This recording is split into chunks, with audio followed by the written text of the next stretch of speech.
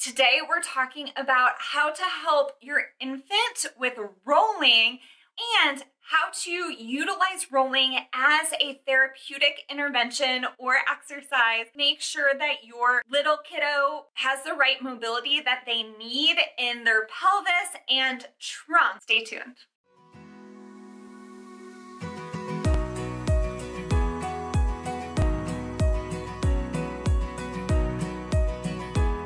First, we're going to talk about rolling in infants and an exercise and a few tips that you can utilize in order to get your kiddo to be able to roll more efficiently and also to disassociate the upper part of their body from the lower part of their body. When you're rolling, you essentially need to break up the top half of your body with the bottom half of the body in order to efficiently be able to go from laying on your back to laying on your stomach. You can use your body to try to better understand how your infant is rolling. So first, what I'm going to do is show you guys how to break down rolling into little bite-sized pieces so you then know how to help your kiddo be able to do it on their own. The first thing that's really important is you want to make sure that the kiddo is rolling both from their back to their belly in both directions. So rolling to the right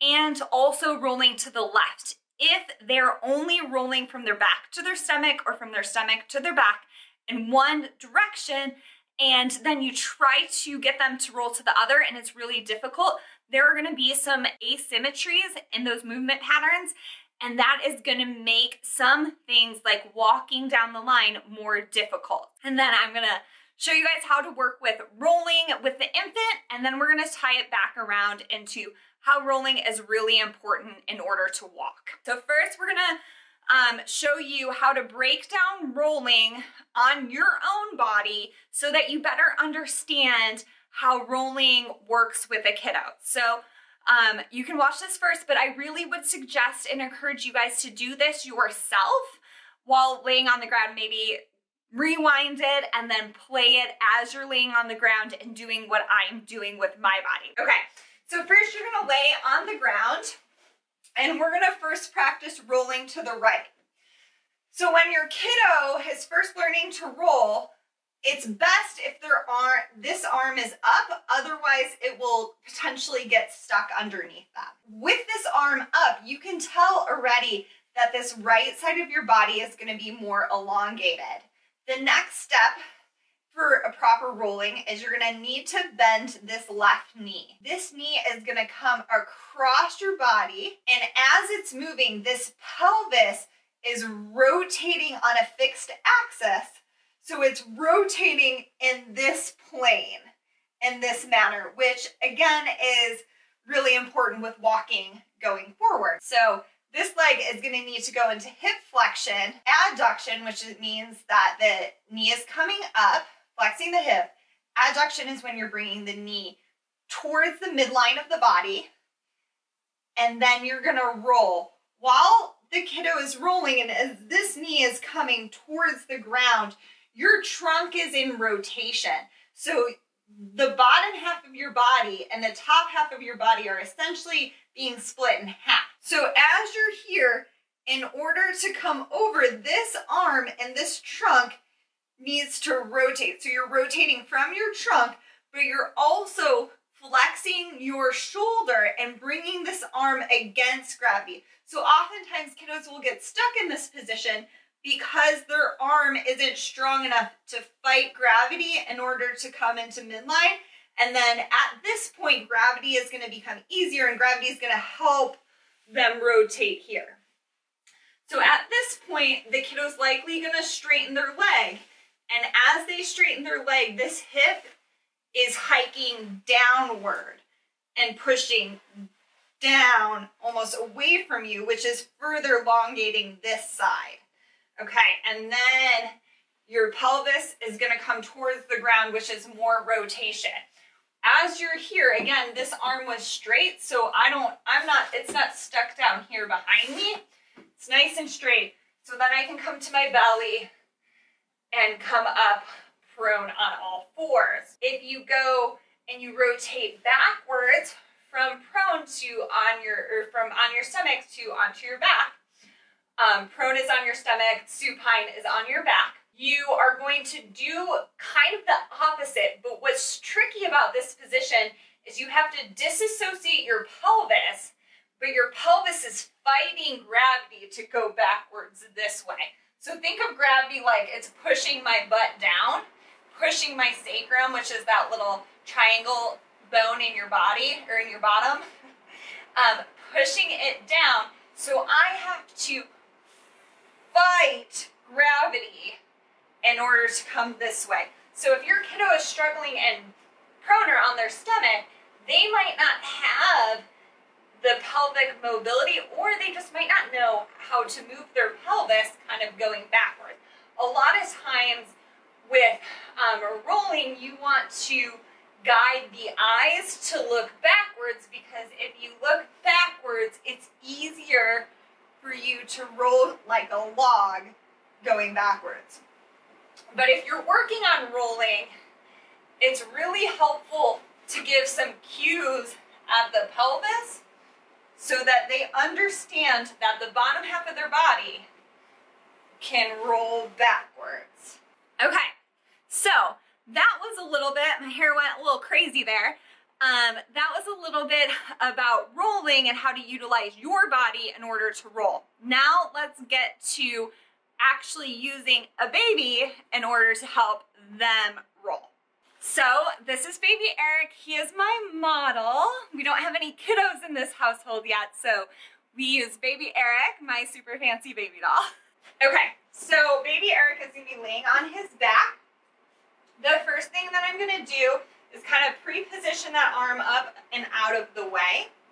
The next thing that I'm gonna do is kind of keep this left, or this right leg straight, and bend up this left hip.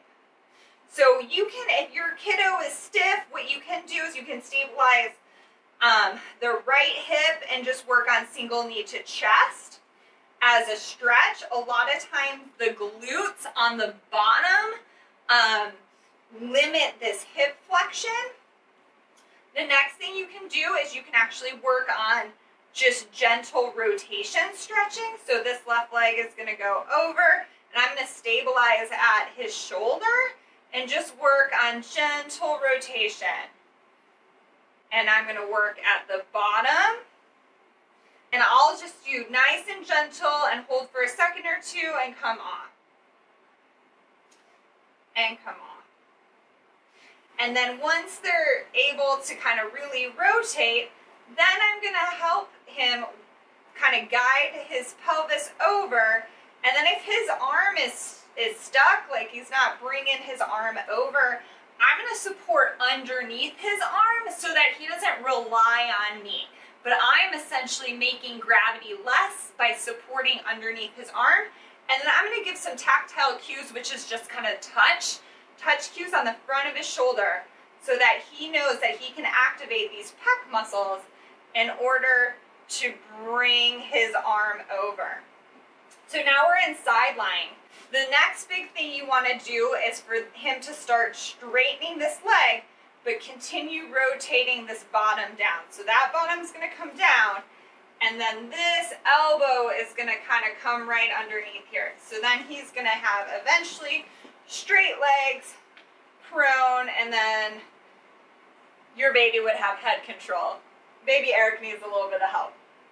Then when we're going from prone to supine, I'm going to use a toy and have Eric track it. So he's going to look at this toy, something shiny. I've got some beads over here with some bells. I haven't opened them yet. So these are from the Dollar Tree, but you can use something shiny with a little bit of a noise maker, and then see if he'll track it. And as he's looking, you can kind of notice his body will follow. So his body will kind of follow his head. And then you can also kind of help rotate this back, the lower part of his body back. And you can do this as a stretch. in the sense that if baby Eric is like this, I can stabilize this right down and I can kind of do a little bit of gentle rotation here. Or as he kind of comes up, I can kind of just help him move, but still kind of stabilize here a little bit, almost over a fixed point. And you can do the same thing if he's on his stomach. You can try to get him to look and maybe reach this way.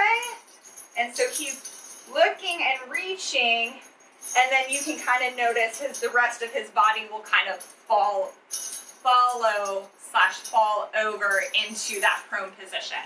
So the last thing that I mentioned was we're going to talk about how rolling can also affect walking later on. So the biggest thing is that your pelvis is essentially a bowl here, and it rotates on a fixed axis. And so when you're rolling, think of it as taking the bowl and tilting it on its side.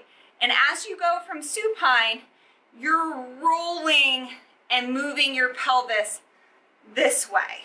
If you roll to the right, you're moving the left side of your pelvis is moving over. And then if you roll back, the left side of your pelvis is moving backwards. If you roll to the right, or the left, sorry, you roll to the left, your right side of the pelvis is going to move forward and over. And then if you move back, the right side of your pelvis is going to move backwards. Why that is so important is when you go to walk, your pelvis actually rotates on that same axis, except for since when you're rolling, you're laying on the ground this way, but when you're walking, you're upright. So it's the same motion, but flipped over. So when I take a step forward, the right side of my pelvis, you can exaggerate it. It's not going to be this noticeable when your kiddo does it, but my right side of my pelvis is going to move forward. As I step through, you can back up. So as I take a step with my right foot, the right side of my pelvis is going to move forward. As my left side comes through, you can kind of see that as my left foot comes forward, my left side moves forward and my right side moves backwards. So there's this relative motion. And if your kiddo is not rolling and doesn't master rolling to both sides equally and the ability to disassociate their pelvis, when they go to walk, they're not going to necessarily have that motor planning that is needed. So the coolest thing about kiddos walking and kiddos learning gross motor movements is that it really builds upon itself. And so the things that they learn as babies really do influence their ability to walk, run, jump, and play in the future. And so not skipping some of those gross motor milestones and making sure that they're both equal on both sides when they're little is so important. Again, thank you guys so much for watching. I'm Dr. Lauren Baker, a physical therapist. Please make sure that you subscribe to my channel and share it with any other mamas or dads that you know that are looking to learn more about how their kiddo moves in space. Make sure you subscribe. I appreciate every single one, and have an awesome day.